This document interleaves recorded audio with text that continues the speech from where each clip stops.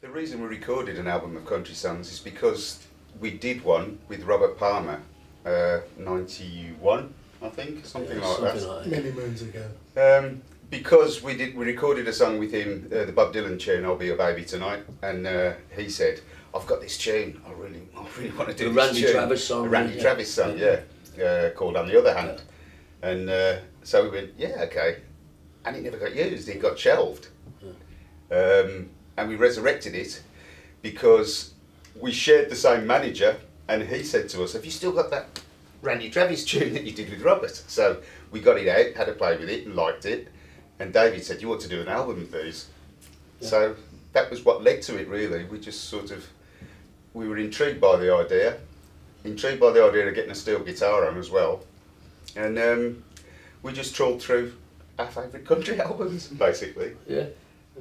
I mean, Robert Palmer turned me into country music because he was such a fan, you know. He'd always have 20 cassettes on him, Robert Palmer. Always, you know, really smart guy and so into his music, such eclectic taste, and a great musician, right? Yeah, it's a good story. When we were doing On the Other Hand, right, we're in a studio now, we had a keyboard player, and he's standing behind his keyboard there like this, and Robert's your side. And Robert's saying to us, oh no, we were doing that deep end, yeah, we were doing a B-side for it. It was the same session, right, one we wrote, and Robert's got, now he's the opposite side on the keyboard, he's going, yeah, try this middle eight, and so, you know, something like this. So our keyboard player's falling all over it, like a one-man band falling down the stairs, right? And Robert's behind the keyboard, he's gone, no, like this, and played it backwards. Now that might not sound like much, but I know he hadn't played that figure before, he hadn't rehearsed it, and he played it backwards, and he... Even if he had, he was playing it upside down. Upside down, backwards. You know, you don't think of him as that kind of musician, but he really loved music, and he turned me on to country music big time. I mean, you know, I love it. I love all music. We all love all music, really. All the good stuff. Well, we do know that Caribbean audiences love country music, and there's a great tradition of listening to country music. Sure. I can remember many reggae tunes in the 70s that came out country tunes, especially Jim Reeves. And, you know, in a kind of tribute, Robin sings a Jim Reeves song on the album, You'll Have to Go. And that was a reggae hit in the 70s. You remember, it's a lovely tune. And but you know, we've all spent a lot of time in Jamaica. We had houses out there for many years, and country music's a part of the fabric. It really is. It's an honest music. It's a poor people's music as well, soul music, just like reggae really. And even though it kind of sounds a bit criminal, a country reggae album, but the two genres really sit together well. When you're on tour, yeah, all you hear. I mean, I don't sleep in the bunks when we're on a bus. When we're on the tour bus, I sleep down in the front lounge, and the drivers all wear cowboy hats and play country music. So, if you like, once our music dies down and everybody starts going to sleep, all you can hear in the driver's front cabin is country music. So, I've heard more country than I care to remember. It's as simple as it was. The music that I was exposed to, because you know, being so close to the United States, they're going to be picking up the radio stations from there, especially the southern states, and that's what they're going to be listening to. Yeah, they're picking up southern radio. It's a poor people's music. It's concerns about the heart, you know, about relationships, about, you know, my dog's dead. My girl's left me. My dog's dead. You know, and they love it resonates. And they love a good tune. They love a good tune, and they love good singers. Yeah. We used a guy playing pedal steel guitar called Melvin Duffy, and he's from Brighton. He's incredibly well known. He was probably one of the most in-demand pedal steel players, you know, in America, anywhere, you know.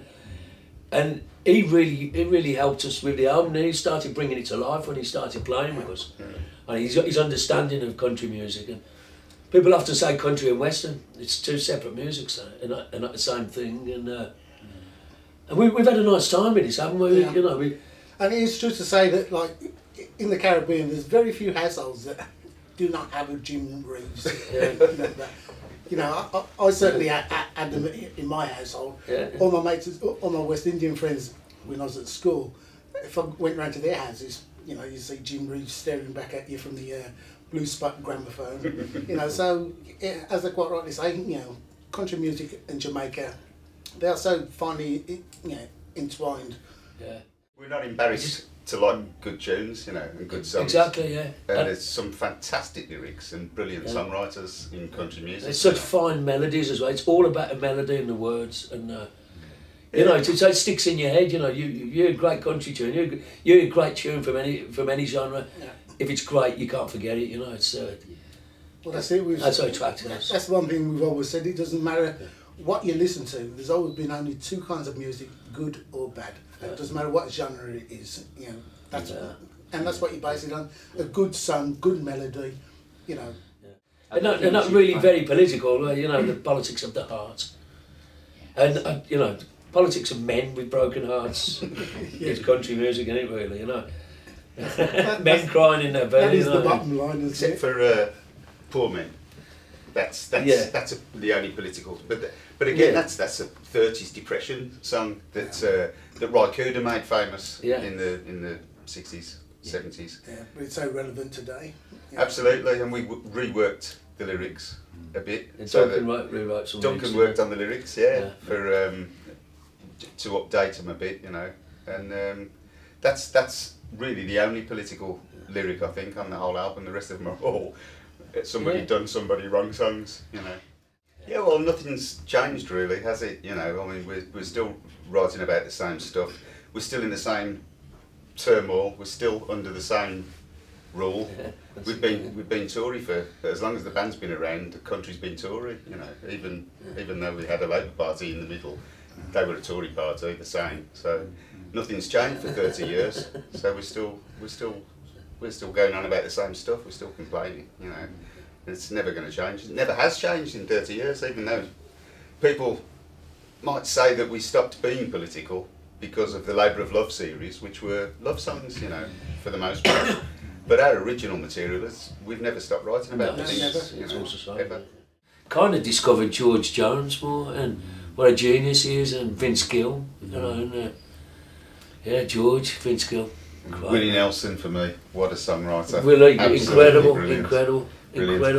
Although he didn't do a Willie Nelson song, Blue Eyes, he became famous. It's his song, but we haven't actually done a Willie Nelson penned song, which, you know, it would have been great. But you know, the list is as long as your arm of who we could have covered. It's a bit like the Labour of Love series, you know. We did the first album and we knew that we could do another half a dozen, you know, because the seam is rich. You know, and it's the same with country. We could go back now and do another album of a dozen tunes with another different dozen songwriters. You know, there's just so much talent and skill in country music. You know, Dolly Parton, great singers, great songwriters. I mean, what an incredible lyricist Dolly Parton is. But that's stuck in trade. It's kind of like Jamaicans, really, you know, like the spoken word, you know, talking to each other, conversation is a lot more important if you haven't got a 60-inch wide television and you know what I mean, and money to go out all the time, you're sitting around in a yard, you know.